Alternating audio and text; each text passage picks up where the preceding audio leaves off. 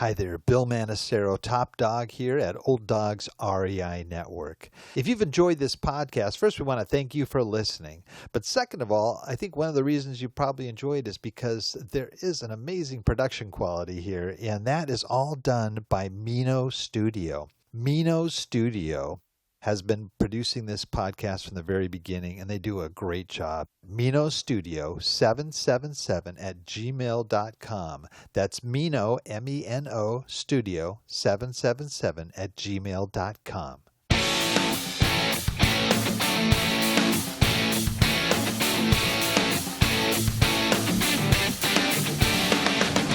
Welcome to the Old Dogs REI Network, where cash flow is king. Real estate investing, the means, so you can enjoy your retirement dreams. This is the show where we cut right to the chase.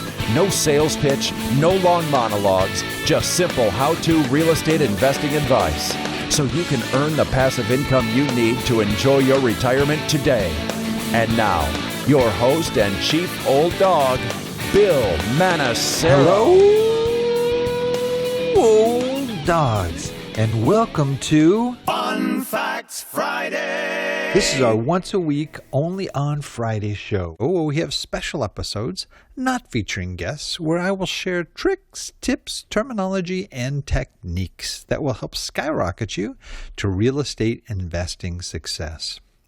Today's topic is my 5 biggest real estate investing mistakes so far.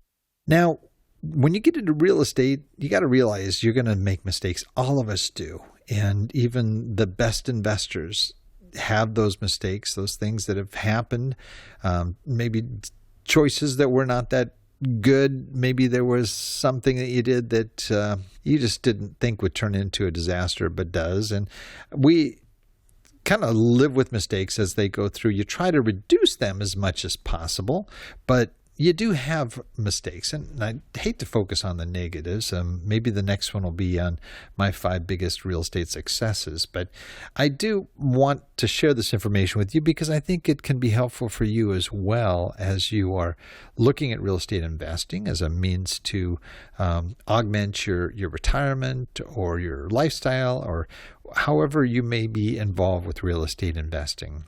So here goes. I will go ahead and give you my top 5. Number 1, not having a mentor.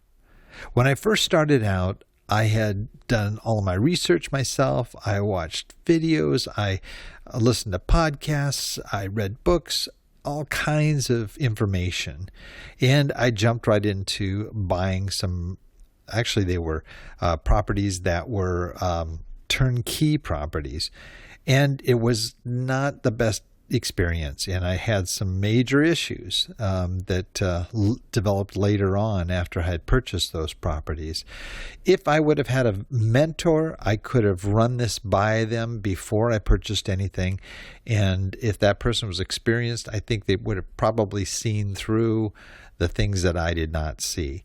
So number 1, not having a mentor. Number 2, not vetting property managers more carefully.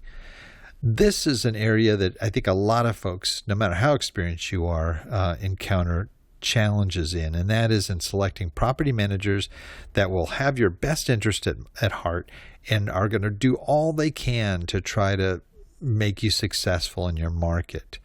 Again, my first property managers kind of came with the houses as part of a turnkey deal. And as a result of that, I had a lot of issues and a lot of problems. I didn't even vet them because it was a turnkey deal. And I thought that they are already vetted. Gosh, even if you buy turnkey, which I don't really recommend, but if you do buy turnkey, I would definitely recommend that you vet your property managers, regardless of whether they've been working with this turnkey provider or not. You want to make sure you've got the best there. Number 3, not checking out the property's market more thoroughly. This is an area where you really need to take your time and look into all of the aspects of that market. You know, what are other properties selling for in that area? Even though comps are not as critical for multifamily, still get a feel for what it's like. Are prices declining in the area? What are jobs like? Are jobs going up? Are there new employers coming to town? Are new jobs being made available?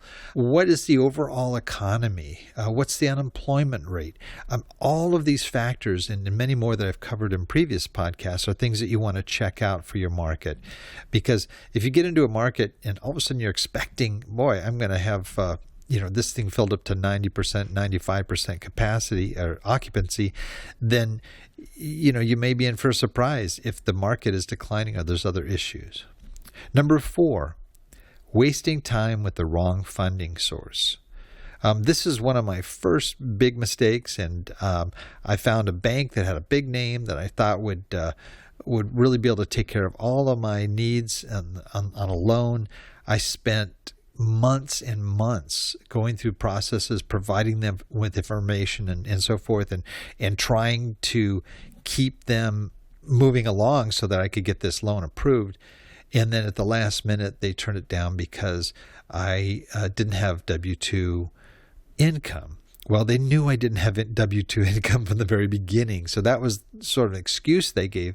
What the real reason was, I don't know, but I lost all this time. And as a result, I had to move very quickly, go through a mortgage broker, pay a lot more in interest than I was hoping to pay, and kind of suffer the consequences there. So really, really make sure you've got the right funding source. Look at their funding sources before you actually find your properties so you can have a good feel for who's lending, what their processes are, and whether or not they're compatible with you and what you're seeking to do in real estate. And number 5, not setting aside enough additional operational funds.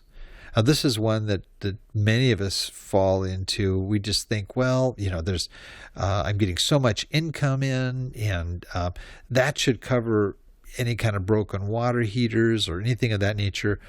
Wrong.